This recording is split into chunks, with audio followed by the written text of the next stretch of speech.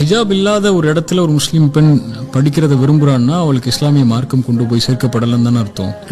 இந்த பெற்றோர்கள் இஸ்லாமிய மார்க்கத்தை தன் மகள் பின்பற்றதை விரும்பலன்னு அர்த்தம். அதுக்கு பெற்றோர்கள் தான் அடிப்படை காரணம். ஒரு பெற்றோர் வந்து தன் பிள்ளைய நீ ஹிஜாபோட தான் இந்த கல்வி நிறுவனத்துல படிக்கணும்னா படிமா, இல்லாம வேற கல்வி நிறுவனத்தை பாத்துக்கலாம் அப்படின்னு சொல்ற அளவுக்கு மார்க்க தெளிவு இருந்தாதான் அவங்க வந்து அந்த பிள்ளைகளை படிக்க வைப்பாங்க.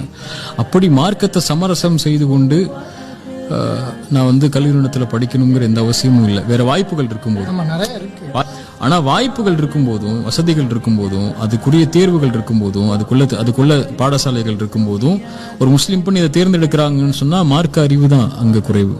அதை மேம்படுத்துறதுக்குள்ள வழிகளை தான் தேடணுமே தவிர அந்த மாணவிகளுக்கு ஒரு சொல்லி பிரயோஜனம் இல்லை. பெற்றோர்கள் தான் அதுக்கு அடிப்படை.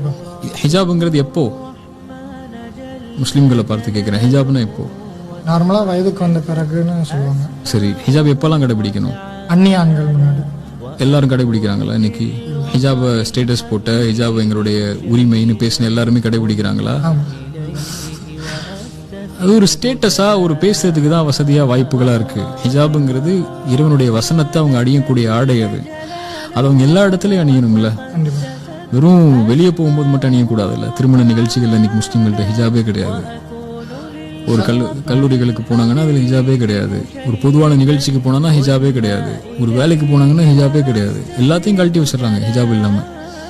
சாலை ஓரத்துல குழந்தைக்கு சாப்பாடு ஓட்டும்போது கூட ஒரு ஒழுங்கான ஹிஜாப் மெயின்டைன் பண்ண எதுவுமே இல்லை இன்னைக்கு ஹிஜாப்ல. இல்ல மாஷா அல்லாஹ் பாதுகாத்தவங்களை தவிர பேணுதலா இருக்கக்கூடிய பல பெண்கள், முஸ்லீம் பெண்கள் இருக்கிறாங்க. ஆனா ஹிஜாப்ங்கிறது எல்லாத்துக்குமான, எல்லா நேரங்களுக்குமான ஆடையாகணும், வெளிப்படையா அந்நிய ஆண்களுக்கு முன்னாடி.